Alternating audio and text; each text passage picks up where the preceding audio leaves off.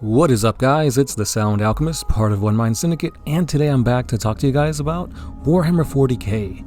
And if you guys have noticed, it's been a while since we've uploaded on this channel, and that's because we've been working behind the scenes to split up OMS into 3 separate channels. If you go to the description of this video, you can check out that we have the For the Greater Wall channel, where we continue our Q&A series, where you guys ask us questions and we'll answer them. And there's another brand spanking new one. It's called the OMS Podcast. It's simply a podcast style series where we go through the novels of Warhammer 40K. More specifically, we're going through the Primarch series, where we are currently talking and reading Angron, Slave of Nuceria. So if you guys want to join us in that endeavor, head on over to that channel, subscribe, and click on the first video we have for Angron, where you guys can go in the description and check out our link to Audible. With Audible, you can join us by reading these novels, and you'll be able to get a free download for one audiobook. So go ahead and do that if you want to read Angron with us, or if you want to dive into the Horus Heresy. This is the perfect time to start, since we're giving you guys a free download. So check that out, subscribe. But with all that out of the way, let's continue on to the meat and potatoes of this video.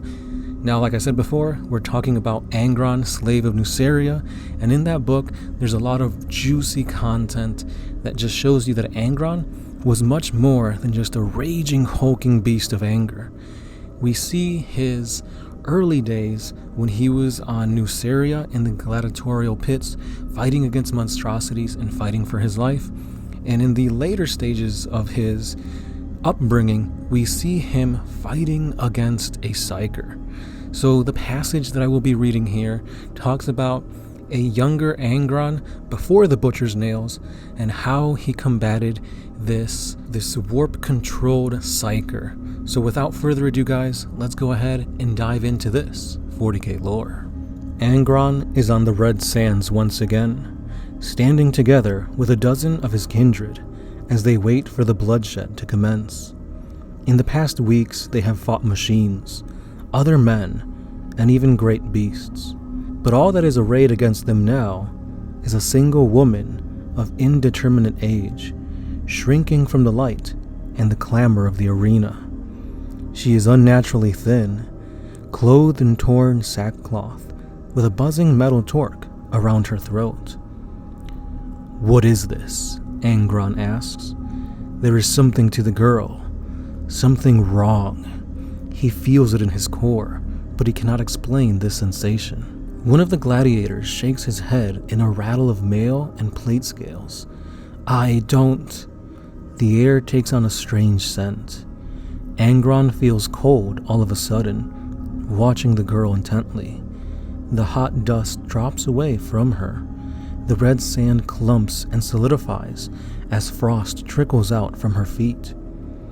Rin the spearman is closest to her when Tethys feels within the memory of the telltales of a sense he knows all too well.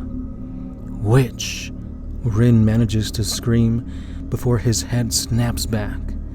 Rin's jaw retches wide, and then wider still, the flesh and sinew tearing as the top half of his head hinges so far back he can stare at the ground beneath himself. Blood fountains up from a ruptured throat, spilling all over Rin as he shivers in agonized convulsions. He should have fallen by now. Angron thinks in horror. He should be dead. The slender woman is holding Rin upright with her thoughts. She reaches out with a clawed hand, fire weeping from her fingertips. She splays her fingers open, and Rin explodes. Bits of bone scratch and cut into Angron's bare flesh. All that remains of the spearman is a pool of blood on the sand, twisted and shaped into some unknowable symbol that births agony in Angron's mind as if he looks upon it. Another gladiator begins screaming as his skin peels free from his flesh. The witch lifts him up into the air, spinning him about in a shower of blood. The bones of his limbs shatter, crushing into powder as he is flayed.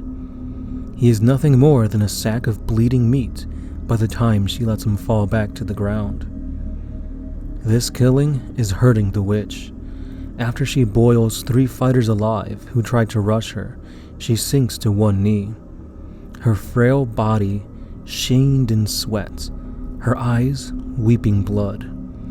The torque around her neck makes a warpish sound, and she cries out, surging back to her feet with purple fire licking from her fists. The edge of the memories blur, distorted to Tethys' sight by his father's pain. By the time Angron is upon her, he is the only one left. All of his brothers and sisters that had stood with him are now gone, their deaths ugly and unspeakable. No glory ushered them into oblivion, no honor, just fear, pain, and blackness as they were twisted until they burst by the witch's black magic. Angron can see the reluctance, the pain etched clear upon the face of the witch. The cries she makes are tortured ones. The High Riders likely stole her from the wastes and delivered her here for sport like all the rest of them. She does not know Angron or any of the others to hate them and desire such cruelty and suffering for their dead. Yet she is goaded to kill, forced by the collar scorching her neck. Angron's mind goes back 3 months to when he had been forced to fight a huntsman and his leashed hounds, and kill them all with his bare hands. He cannot feel sympathy, not after what she has done. The only thing inside him now is hate, a burning hate that demands her unclean blood. The frozen sand feels strange beneath his pounding feet as he raises his axe.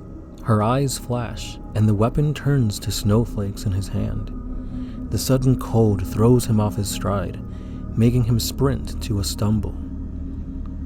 Angron's mind catches fire, a match for the flames crisping his flesh.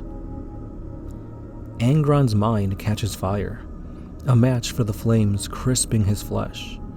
He presses on still, pushing away the pain that nearly drives Tethys to blindness, and seizes hold of the witch by her frail shoulders, and then her throat. The flames roar hotter as Angron drags them both to the ground. He can smell his blood bake into smoke, and sees his bones peeking through the charred meat of his arms. His bleeding fingers slip against the torque, which is cold to the touch, but he persists in throttling her. At some point, she stops struggling. The witch's flesh feels like ice and stone. Angron senses it within her, the power she could never control, and the misery it has wrought for every moment she has drawn breath. A word, or the idea of a word, presses out from the flames behind Angron's eyes, forming out the agony. Please. Angron screams as he breaks her head open against the frozen ground. The fire vanishes from his skull with a distorted cry the instant she dies, and he scrambles away from her corpse. Within moments, it has crumbled to ash, like wood burning without fire, leaving only the buzzing torque behind in the sand. Tethys can still feel the scraps of the witch's soul twisting into the air like paper in a draft, as one by one they are dragged into the warp beyond reality and greedily consumed. He looks within his father, seeing a new scar laid bare upon Angron's mind, one that nothing has been able to heal and never will. And there you have it, guys, a very interesting excerpt from Angron, Slave of Nuceria, where we see one of Angron's own world eaters, who happens to be a librarian, is looking within the mind of Angron, and he's seeing his thoughts play out. Tethys, the librarian, is there experiencing his battle against this witch, this psyker that Angron has never seen before, and we see her tear apart his friends, his gladiators, until Angron finally manages to close the distance and kill her. But it's not an easy task. This is the first time that Angron has dealt with a psyker, and this is basically the little embers that grow to a rushing volcanic torrent of hatred towards the Psyker that we'll see later on in the heresy for Angron. So again, guys, if you want more epic action like you see here, go ahead and subscribe to the OMS podcast, where you guys can get that free Audible credit to go ahead and read this awesome novel, and join us while we read the other novels as well. So go ahead and let me know your thoughts down below, and as well if there's any other topics you want us to cover here. And that's all I got for today, guys. Thanks again for watching, liking, commenting, subscribing, and again, subscribe to the other channels. All the links are down in the description. And as always, it has been the Sound Alchemist, part of One Mind Syndicate, and I'll be catching you guys in the next one. Peace.